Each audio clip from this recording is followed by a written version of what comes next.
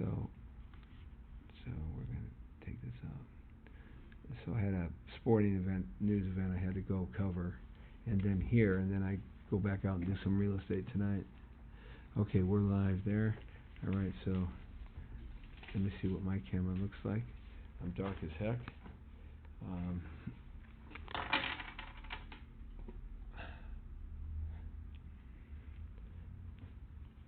And I can do about that, except this. That solves that problem right now.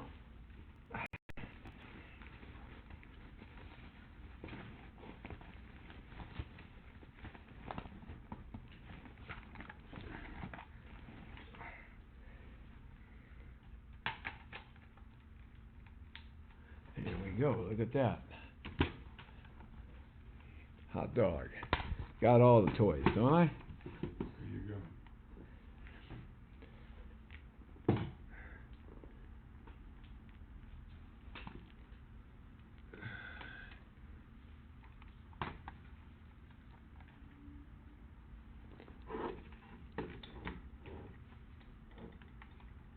There it is right there.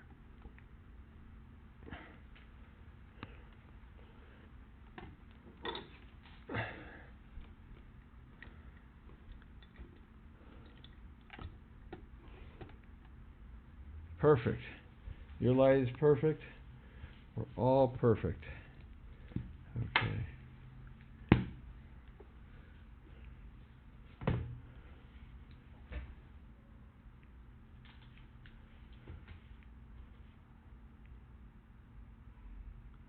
Another cup of tea, right? No?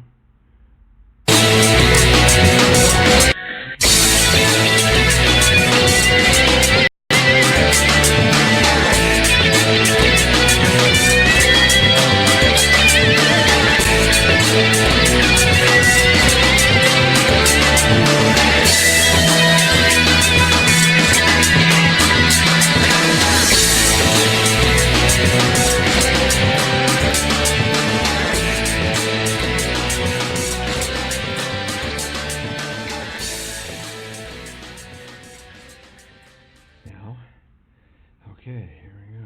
Push this over.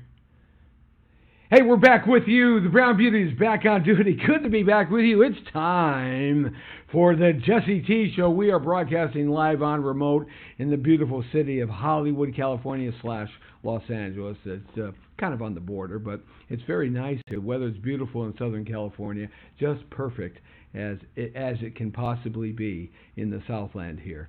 Just another gorgeous day. Kind of a summer day. The temperatures are rising, and the traffic is real heavy today, but the beaches are looking good, so it's good to be here. We're not too far from the beautiful blue Pacific Ocean, too, as well. The Jesse T Show brought to you every day right here at 5 p.m. by Win LLC. It is a notary, loan, and real estate firm, and if you want to get in touch with them, they've got some really low-interest loans, as well as they have traveling notary service, and also they've got tons of repos and foreclosures to buy that are coming on the market faster than ever right now. Give them a call at 1-800-684-8699, or you can contact them at facebook.com/Jesse Terrero Broker, and I'll put you in touch with them. So it's good to have you along with me, bringing on Mr.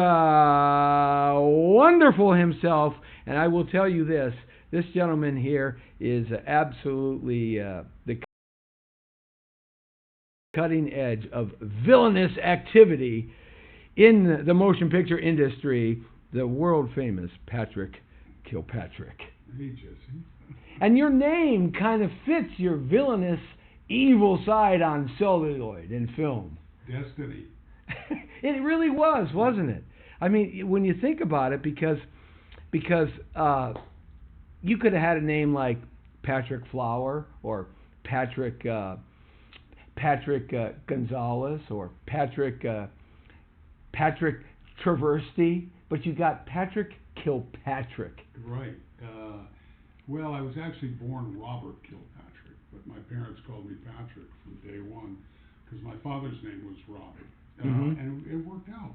I think it's Yeah, I like the sort of self-destructive nature of it. Self-destructive, you say, I huh? will say my mother was called Mrs. Killer. Oh, she was. And my nickname from about age 9 was Killer. So she was a haunt of the neighborhood when you were growing up? No, I think it just the last name. She was the girls' phys ed teacher at the Gilbert School in Winston, Connecticut, and then a guidance counselor, student psychologist Mm-hmm. in Hull High in West Hartford, and so she was called Mrs. Killer. Did she come after the neighborhood kids or the people at school when they did something wrong? I mean, what got her that name? Just the last name itself, or I know The growing only up in. homicidal intent she had was on me. Well, right, that's when what. I was younger. Man, I got the twitch myself when I got in trouble, whacking my butt down with the twitch. I had to break it off myself and give it to me almost. Well, as I talk about in the book, my mother was probably classically bipolar. I mean, I'm not a psychologist, but she had some mental issues and refused to have any kind of treatment, of course. Very smart woman and very accomplished, but she, at times, was very volatile. Very volatile. And, only once did she try to kill me with a butcher knife. So fortunately, my UDT, underwater demolition team dad, arrested her when she did that. Oh, well, you come from a very interesting background, and it goes way back, too. It goes back to almost the inception of America. Yeah, my ancestors on my mother's side came around 1620. Right.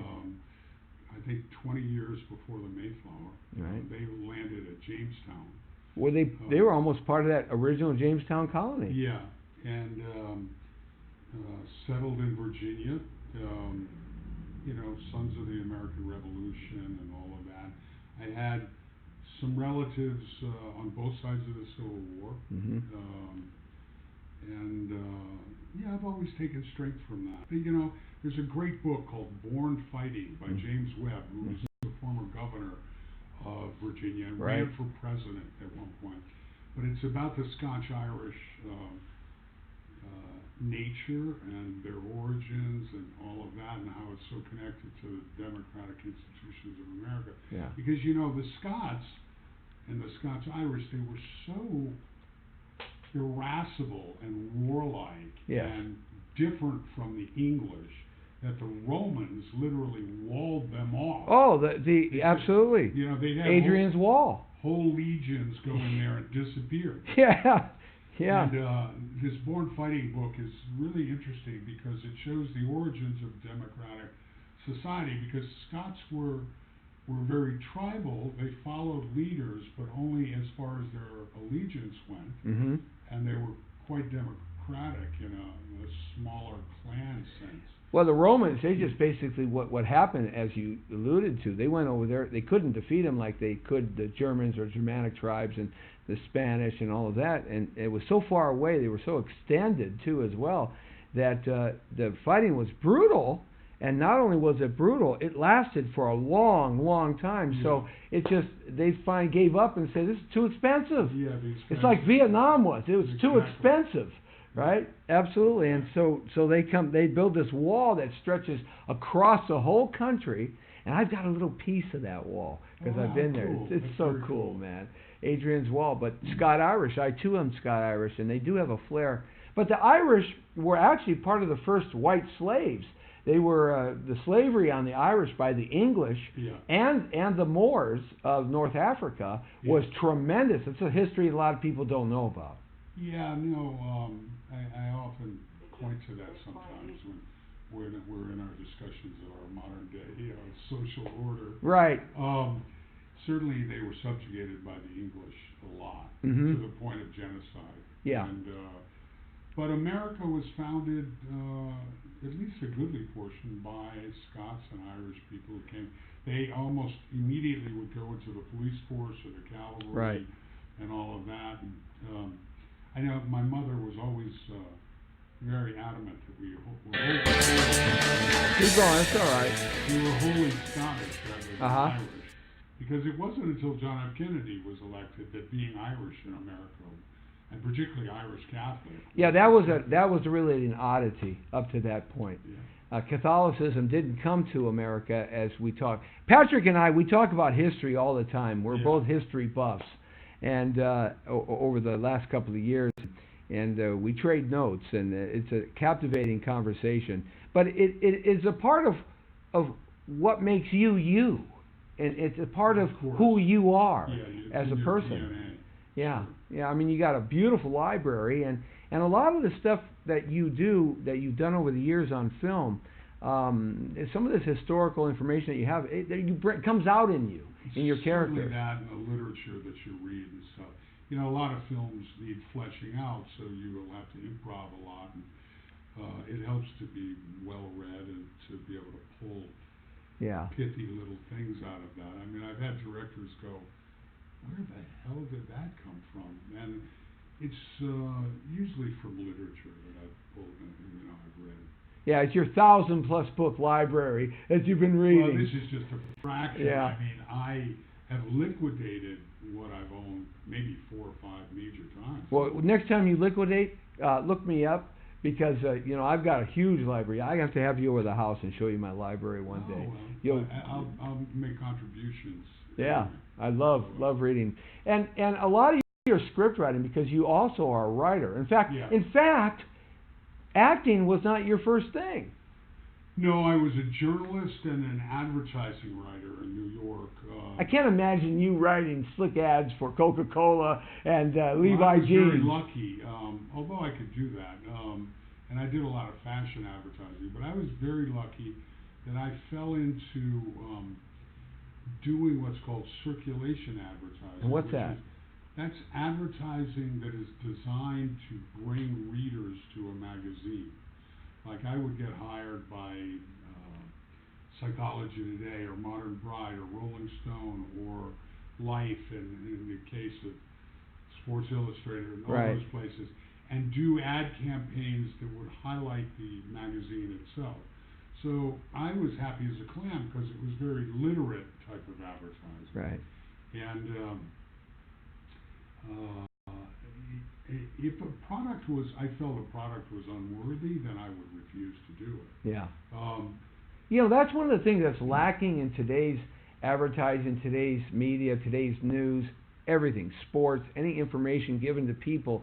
One of the things that's lacking is that moral high ground. They don't take it anymore. They just follow the company line. Yeah, well, I mean, life's too short to be involved in rip-offs. I mean, my first job was at Prentice Hall Publishing Company. That's a huge company for your first job, brother. What they would do is they would have and also I was very lucky because we did a lot of direct response ads, and so I love those. You get to measure how successful you are. Yeah, yeah. And so let's suppose they have a concept, the wishbone offense. And I'd be charged with doing an ad campaign, a letter, if you will, to their list, the football coaches. Mm-hmm. What do football coaches want to do? They want to win football. That's it. That's it. So you do an ad campaign based on the fact that the wishbone offense was going to help them win football games. And then when they got 500 orders, then they would hire another writer who would write a book in about 3 weeks on the wishbone offense. So that was the earliest. The direct response ad it's something that has kind of gone by the wayside now, because papers have gone and magazines have gone, and it's really hard to do with the new technologies. This direct response, you don't get it in the same way. You have to do an 800 number, or you have to do a promo code. Yeah, that's the whole point of all of those things. Yeah. The good thing is about that is, a lot of image advertising, you really can't tell if it's being effective. No. It might get a lot of notoriety, it might get a lot of conversation around the water cooler, but with direct response, you know when you're getting an order. Yeah. And so right now you learn how to create copy that causes people to reach their hand in their pocket and send money. Wait a second. Whoa, time out, man. Time out. Because your book, Dying for a Living, has so much juicy information in it. Now, wait a second. I knew I'd find the tie-in that nobody found. You're writing ad copy.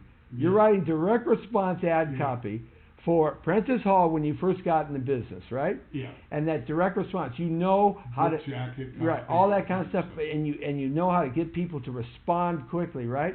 It's sort of like when you go to a nightclub and you're a single guy and you talk to a girl you've never seen and she's hot, right? You look at her and you go up to her and talk to her. You have to deal with that direct response because you're the walking ad right here. And if you can't deal with that direct response, you're out. So what a training ground for you, man. It's a training ground for everything, and it's not so far from acting either. Is it really? Well, successful advertising is predicated on placing yourself in the other person's sensibility and figure out what's going to motivate them. It doesn't matter if it's sneakers or whatever it is. You have to put yourself into the potential buyer's mindset. What's going to motivate that person to go? So, yeah, it's like putting yourself into another person's realm. Very instructive, and also it was a great place to watch the culture. You know, at that time the magazines were the heyday. They were the powerhouse media. Yeah. Now, of course, they've been diminished and also, I think, destroyed by their own bias. Many of them. You know, Time, which I worked for, is just a pale shadow of what's Henry Luce must be turning in his grave. You know, it really is. But you know, technology has rooted this whole world into a different direction, and it's inevitable. It's not going to go any other way. This is the way it's going, and you have to change with the times. And you've been able to do that and change with the times. And playing villainous bad guys. You played your part of good guys. I mean, the Willie movie was a terrific movie for you, and you played that side as well. But a lot of people see you as the bad guy. Sure. And even if you're a good guy, you're like killing a lot of people. Yeah, you're the anti-hero, right? So you know, you've been able to keep that stock. Well, I call it curse of a liberal arts education. You know, you in school you used to learn how to write and to critique.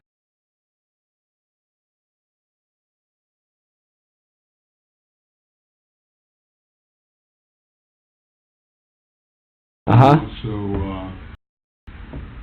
that's why I really enjoyed the process of this volume 1 of the book. Yeah, this is terrific.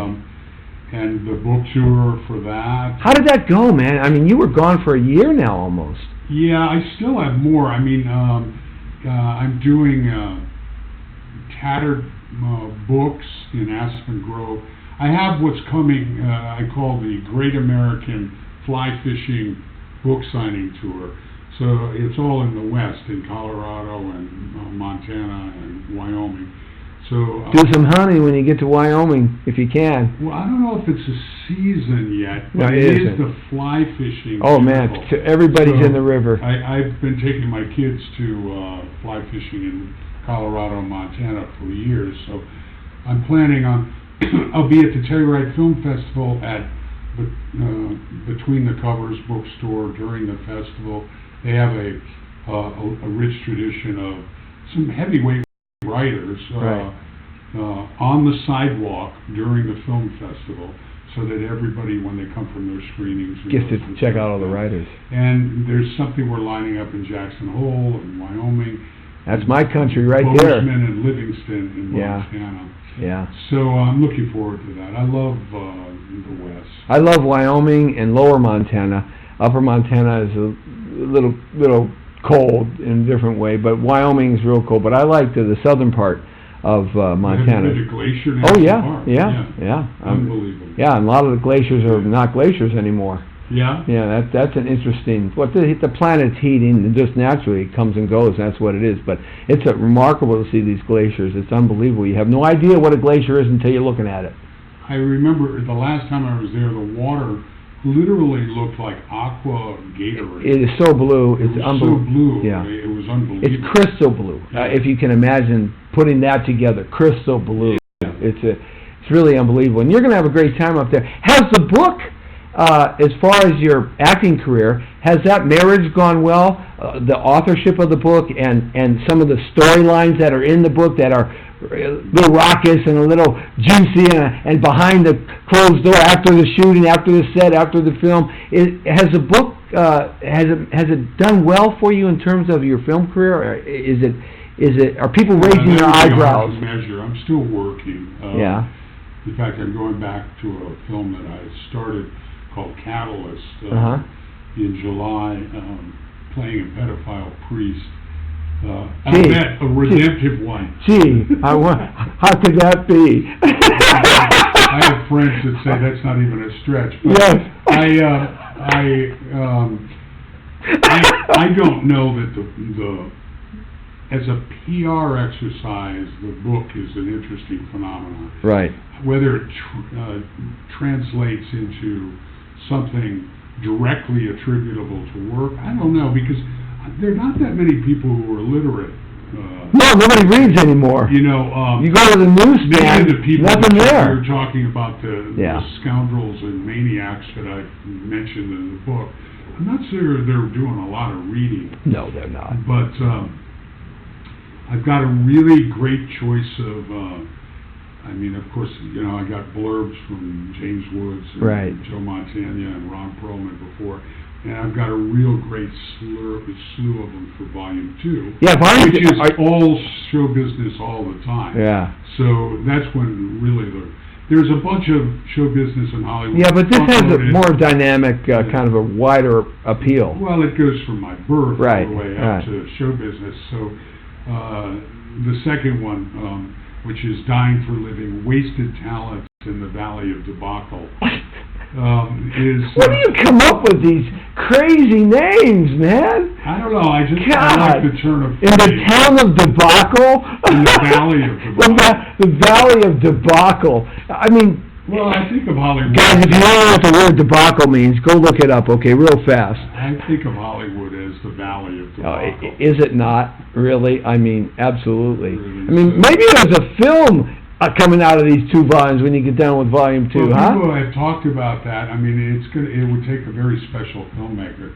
I'd love for Terry Gilliam or something like that who's got that kind of edge, but a sensibility. And dark humor to him. Yeah, and also he did such a wonderful job with Fear and Loathing in Las Vegas. I think that may be the greatest film adaptation it's one of them. Book ever. It sure is very good. And so it'll take a special filmmaker. Yeah. I'll be happy to write the script though if you need it. Going to be happy to come off the road? I'm off, although I got in 2 days ago from Cartagena. Yeah.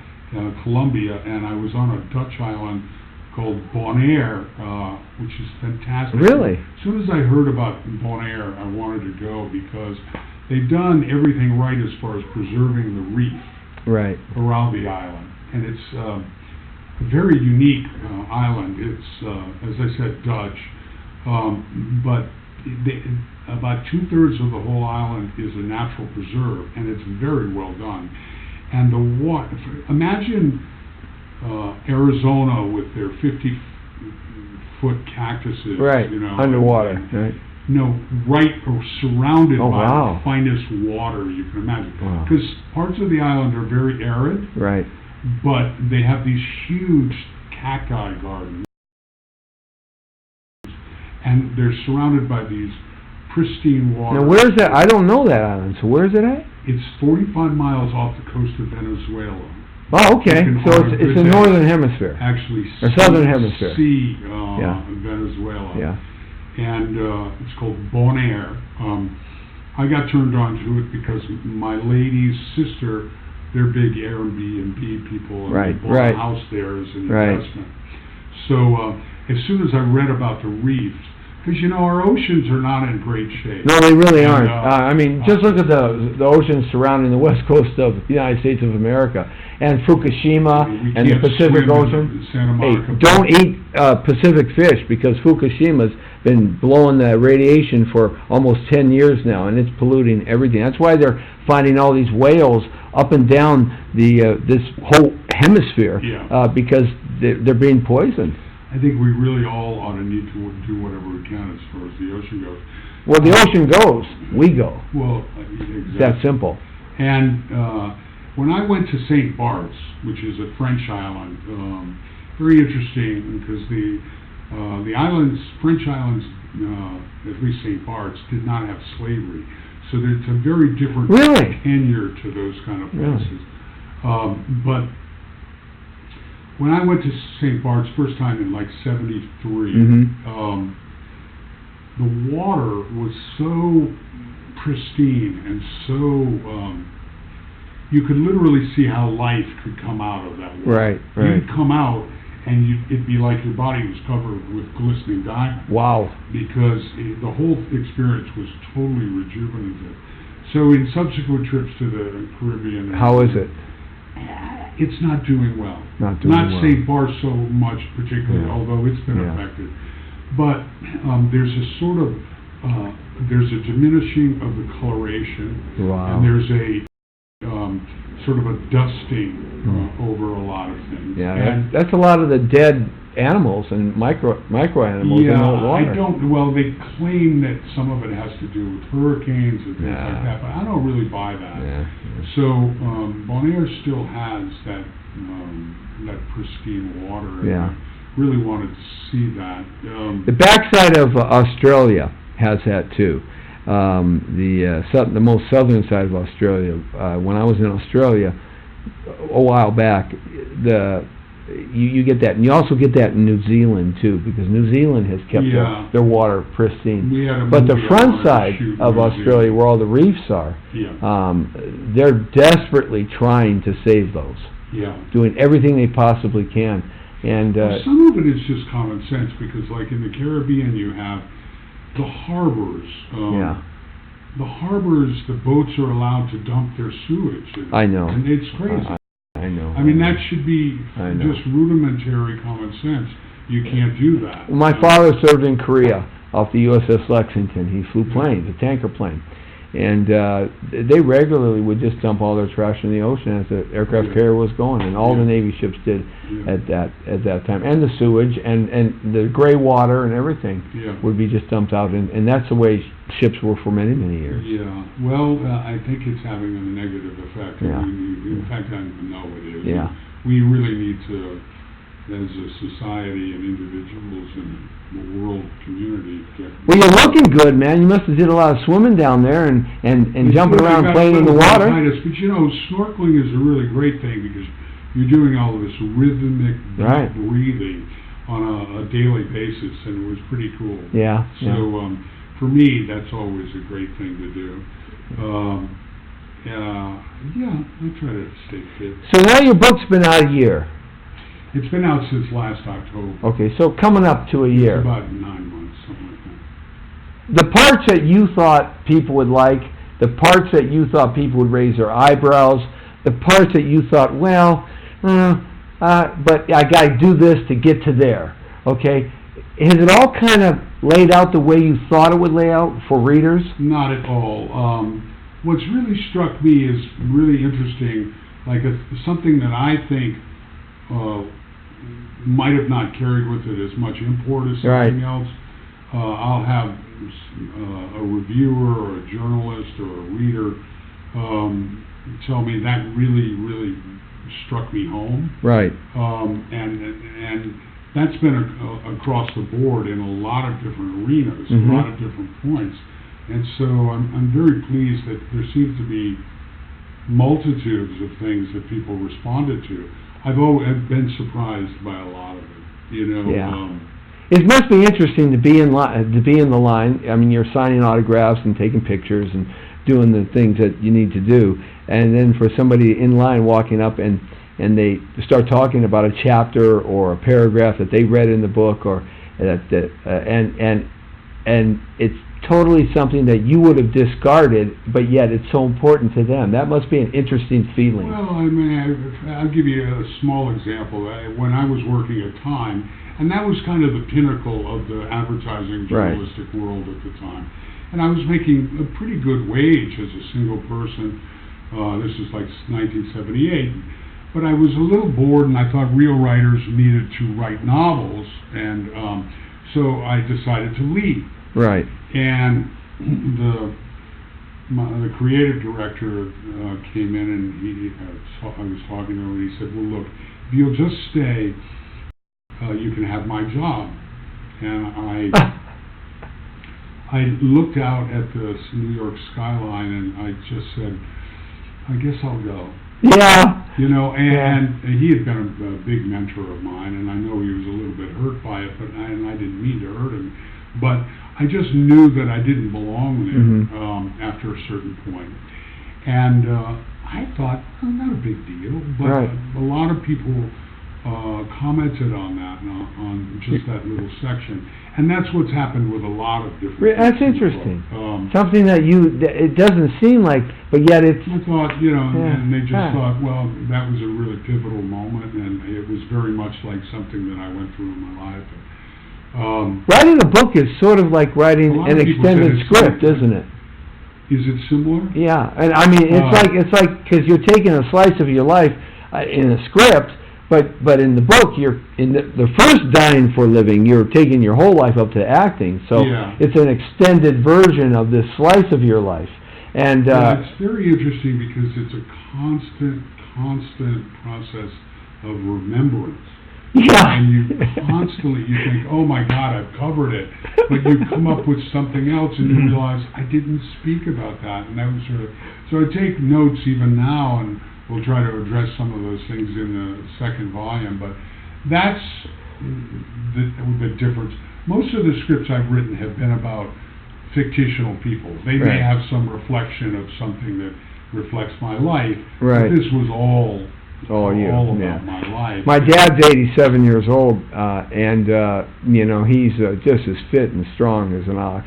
Typical 87-year-old things, nothing big. And so we were talking. He's very lucky. Very lucky. He's lived way past the actuaries and the statistics, and everybody he knows in the whole wide world is gone. Yeah. Okay. Which is disheartening. In one sense it is. The older you get, the sadder in one sense it gets, because if you don't renew friends, or you don't make new friends, or you don't have social contact with anybody, your life becomes really lonely in a lot of ways. And that's not good, because you retrospectively start feeling things that you shouldn't really be feeling after a long life of success and wonderment, you know?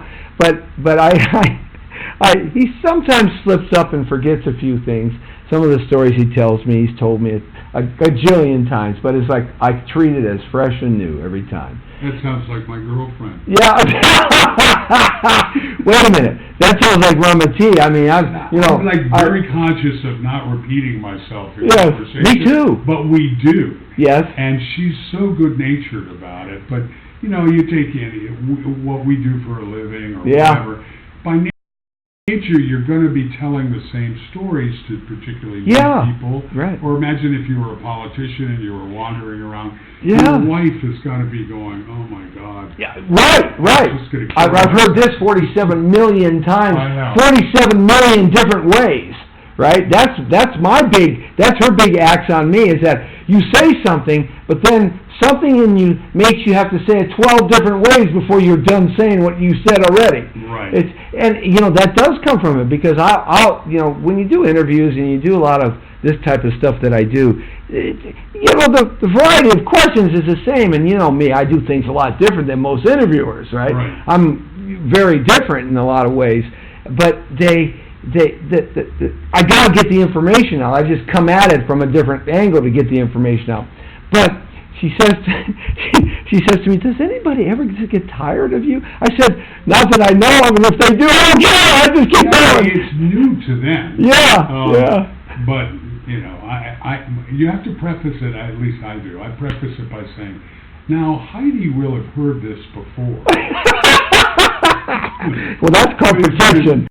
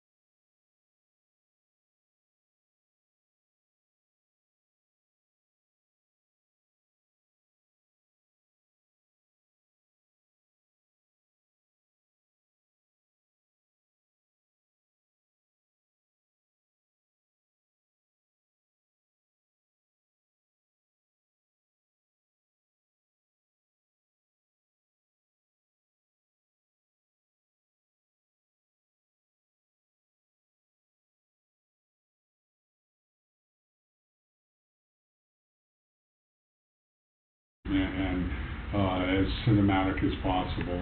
The other thing is, I mean, I always tell, particularly in the independent realm, that directors should assemble a group of people that they trust so that they can take notes. Oh. And the problem is, a lot of people, I call it guarding the small pond. Right. They're very, very zealous about protecting, quote unquote, their vision. Right. But really, very few things end up without some collaborative development. Well, so Certainly, I have people that I trust on my book. Right. Sure, I enjoy my writing, but you lose touch with it if it's just you. Somebody said to me the other day, working on a film set or TV set or something along that line, it is the biggest example of socialism that you can think Well, of you in a lot of ways. You've got to have somebody who can make a decision. Right. If there's But it's such a collaborative thing. It's such a collaborative thing, and that's what you want with people Right. that have their wherewithal Right. about what they're doing. Right. But when you have people who maybe haven't had mainstream careers like I have, Right. or others have, they get a little money to make a movie, and they're so zealously guarding, Ah, yeah. and also they want to be able to go to their mother and say, I wrote, directed, and produced And it. acted and was a star. Yeah. And did all the stunts. It's really, I was a camera operator too. And I cooked spaghetti for everybody. Exactly. It's the worst. It ruins a lot of movies. And I had sex with everybody on the set. That didn't make any difference. I've been on those before too, but the truth is, we've done it. We've turned almost unwatchable movies into little jewels. Yeah. But it's just by an editing process. Editing and music Coloration are the whole, the post-production is what really makes it. Yeah, but sometimes these people are not over it. Yeah. You got a couple projects before you wrote the book that you were working on, that you had been working on for some time. In fact, I've got... these are your personal projects. Yeah, I made a dreadful tactical error when I first started out. Rather than writing really inexpensive projects, I was coming off of Minority Report, so I wrote that level of project. Right. It's way harder to get those done. Yeah, it's too much money. It's too much money. Yeah. You have to the go risk. through the studio process, and that's it's like a 20-man decision-making And then you lose all of your control if you go into the studio system. Well, we've got a couple projects at the Netflix level that we're doing, and I recently have some relationships with some new executive producer people. Right. So, and by the way, that block of stuff right there is a computer processor that I just bought in order so that we can edit a project that I've filmed a lot of footage of already. Yeah. So I hope that we'll have an editor going at that shortly. Before you left, we were having extensive conversations about I guess you could call it conspiracy stuff, but it really wasn't. But you know, in looking back on that treatise or wherever the process you were in putting that project together, and looking back on it, so much of what we were talking about is already happening. Yeah, it's a mind blower, isn't it? Project that we're in, and so I still have high hopes that we will find the final. Yeah, but it's just the dialogue we were talking about, some of the concepts and some of the intrigue of the characters and why and what. Right. In terms of what's happening today, a year or so later, a lot of that stuff, like for instance, Donald Trump's space programs. That when we were originally talking about that wasn't out there yet, and we were talking about, for instance, a lot of straight line scientists are saying, we have been visited by extraterrestrials. There's reverse technology, blah blah blah. All these things that weren't really there would have been more conspiracy thinking on George Norrie's Coast to Coast than and the public is accepting this. I love George. Yeah, I love that. I love both of them. They were different, though. They were vastly different. I love Art Bell. Still on? George Norrie is. Yeah, he's got a daily listening audience of 20 million people. It's still on at Yeah, 10 coast to o'clock. coast at 10 o'clock. Art Bell used to broadcast from Pahrump up Yeah. in the desert, and Well, then he moved to the Philippines. yeah, and then George took over when Art retired. Actually, Art retired, Yeah. and George took over. But nevertheless, I loved Art Did Bell. you ever hear Phil Hendry's? I loved Phil Hendry when he was in town at KMPC, and he did all these characters and all this. Did you ever hear his parody of Coast to Coast? No, I never heard that. I gotta look that one. Brilliant. He is a brilliant guy. He even has. I know. I'm such a fan. I went down to watch him do what he does live. It's amazing. He put me on the air Yeah. recently, and yeah, he's a very talented Yeah. man. And he, but his parody. He used to do this with the phone like that. He's the best actor in Western civilization. He is so great, man. His parody had even the ads for the products. I know. Were stuff like handles to attach to the earth, so when it spins off its Yeah. you get to hold on. Yeah, a comic genius. His timing and the way he put it, and essentially he did all the characters, almost all of them, not all of them. He did them all, and mostly Yeah. by moving the mic. Yeah, that's all you do. Well, you learn that. You move this way in the mic, you can sound differently. Yeah. You learn that over the years. One of my favorite radio personalities died yesterday, 85, Humble Harv. Don't know him. Yeah, if you were in town and you were a fan between 1965 and about 2000 he retired, top 40 radio KHJ, and if you listened to those stations when you were in town at all during those times, KRLA and stuff, then you heard Humble Harv. You just didn't know who he was, but just a great. Do you remember Tony Schwartz? Yeah. He was fantastic. Fantastic, man. Yeah, radio's an interesting career. Unfortunately, you can't make a living at it anymore in the old-fashioned way. It's just the corporations have killed that. But, the interesting thing about what we were talking about, this leads us into just real quickly touching, our country's just gotten crazy, hasn't it? Well, I think the nature of human... Do you think this is just an existence evolutionary crazy. process of humans, and what we're going through, especially like here in Los Angeles? The actual good thing is stuff in Los Angeles is so lacking in common sense that it actually becomes, like for example, let's take the abortion law in New York. Right. Oh! I mean, I'll go there with you, brother. You know that. I know, but the abortion law in New York was so nuts that it made pro-life people out of people who would have supported abortion. Yeah, come out of the woodwork. It's like. By the same token, I think the Alabama thing is the flip side of totally. It's like, come on. So, it seems like all the media coverage and the lingo goes to the outer edges of this stuff, but where is it going? I hope where it's going is that people are going to continually rise up and speak with some sort of common sense about different issues. I myself am planning some political thing in a couple of years. Because the truth is the job isn't being done very, very well. And with very little vision. Well, I'll tell you what, my friend, you bring me along with you. I ran for CD7 here in the City Council of Los Angeles, and I stepped away because I saw a lot of corruption, straight up. Well, and I'm everybody, wondering if that's what I'll run into on this. I couldn't. The thing that I couldn't do.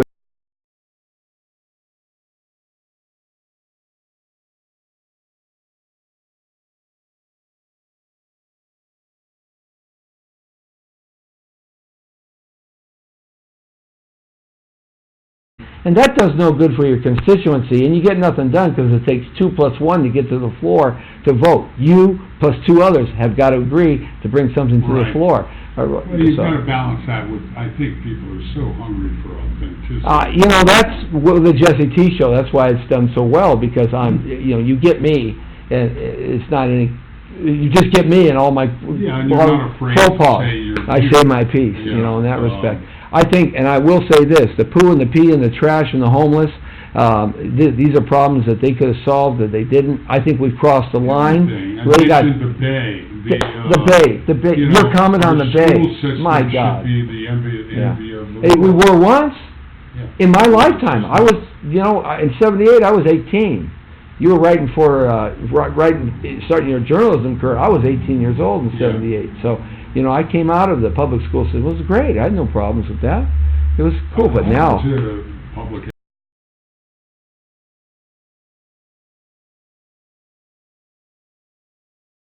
elementary and then public middle school, and then I did go to prep school for secondary school, for which I'm very grateful. Oh yeah.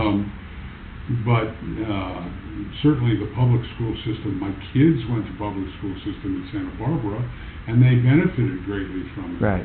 So much of that is influenced by either the charter schools or individual instructors. And also we know that those schools that have participation by parents do better than others. So there's a lot of questions I have about Los Angeles. So I'll make that announcement. Well, when you decide to do that, look me up, because I'll participate. I mean, I'm not going to have to look you up with communication. You don't have to go far to find me, that's for sure. People say, I can't find you. I say, come on. You can't find me? I'm easily found. Just look around and look where Facebook is looking at the edges. Yeah, I've been to Facebook jail a couple times, but I know they haven't hit me yet. I know where the rubber band can stretch to. The timing belt, I know how far out I can go, and then, but the trick to that is I mean, I'm on 20 different networks, so if it goes for a couple of days, it's fine. But the trick to that is you have to word your passages in such a way that you can get your point across, but not be overtly in the face of our political correctness. I understand. You understand what I'm saying? Of course, sure. Yeah, and so I mean that's the trick. And some people, they just don't know how to do that, and they say the things that are just too caustic for anybody to hear today and accept. They'd rather fight. So you gotta still gloves. So what you gotta do is you gotta buy Dine for a living, and he'll teach you all about how to wear silk gloves. Yeah, it's floating, and you can get it everywhere, man. Everywhere. You can get it Amazon.com. Yeah. By the way, we have 100% 5-star reviews. And by the way, those of you who have bought the book, yes, love to get more 5-star reviews. So you can get it on Barnes and Noble. Doing well. Doing very well. I just got a nice residual check. Beautiful. For the quarter, and we got a Best of LA award early on, and what else? It's just, you can get an Audible version, softcover. How was that doing the Audible version? That must have been fun. It's a lot of work. People don't realize reading your book. Really rigorous. Yeah. Because you want to put something behind it and just be monotone. Yeah, you want it to have that emotional content, but the studio's running, I don't know, $500 an hour. And, it's 6 days, 7 hours a day. Yes, sir.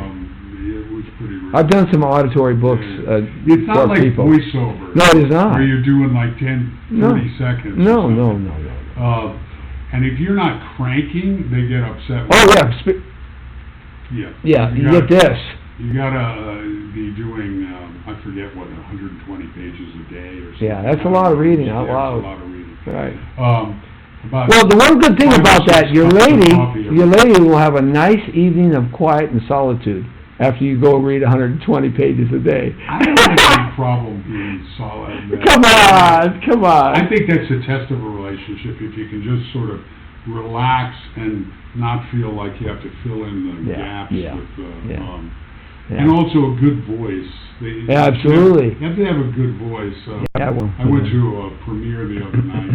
There were some real beautiful women there, but a couple of them, they had voices that you're like, oh my God. Oh my God.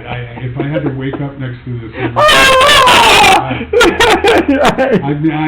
was terrible, borderline rude. I said, are you able to bring Some diaphragmatic breathing up in there. Yeah, that's right. Come on. Because you're going to need that for transformational acting. And are you doing that? Are you going to put together your acting school again? Your acting classes? I currently have a couple of very handsome Navy SEAL students who are just retiring from active duty and are making the transition. One who's a musician as well.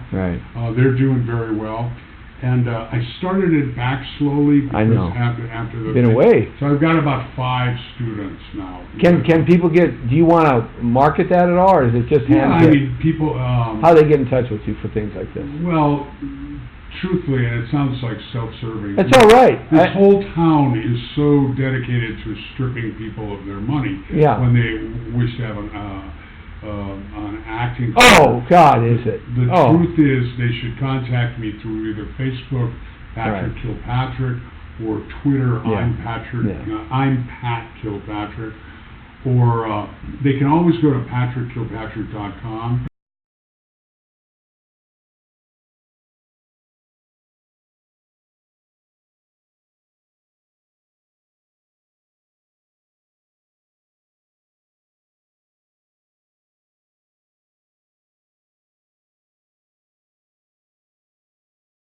That's getting close to my age.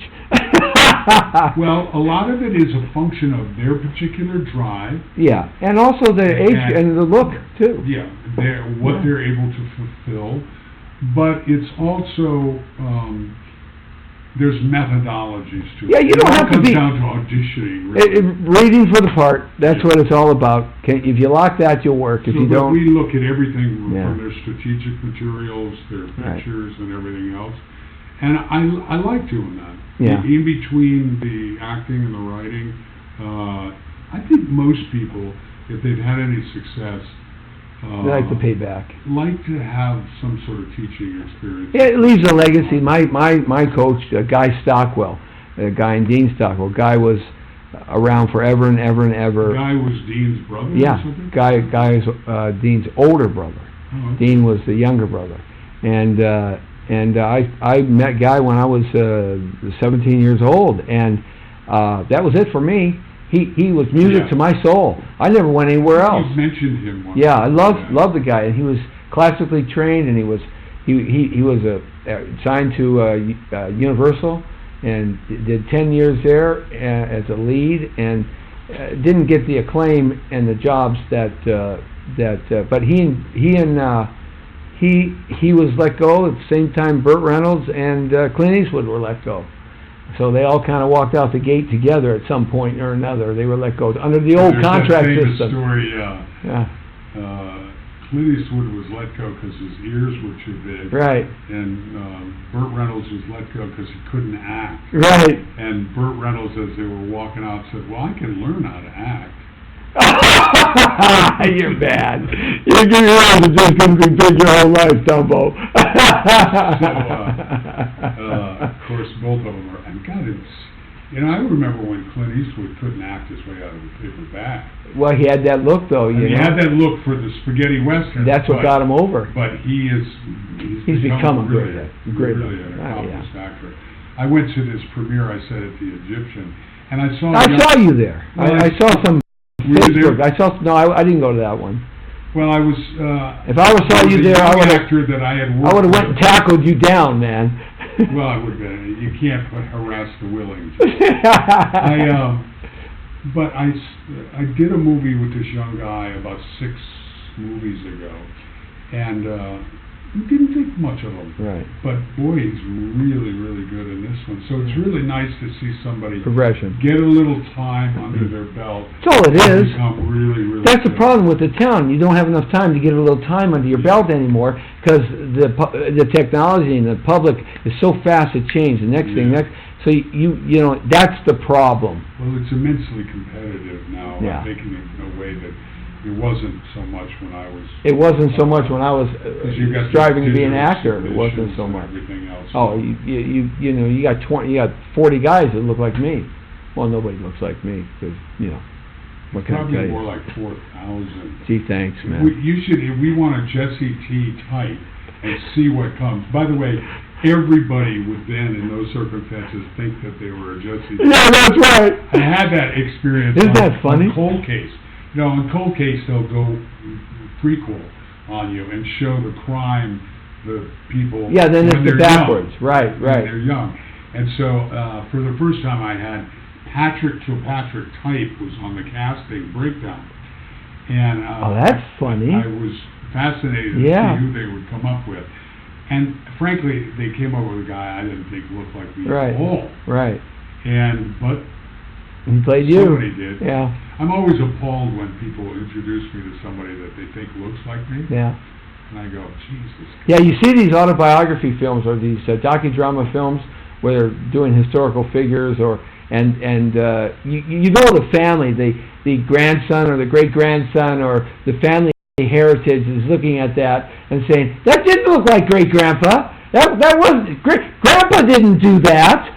My husband did not act like that. Right? You know the family. So there's a whole two different schools of thought. One is that people try to actually channel the person and also make themselves look exactly like them. Then there are other people that say, well, I'm just going for this. Is that what was John Wayne thinking of Genghis Khan?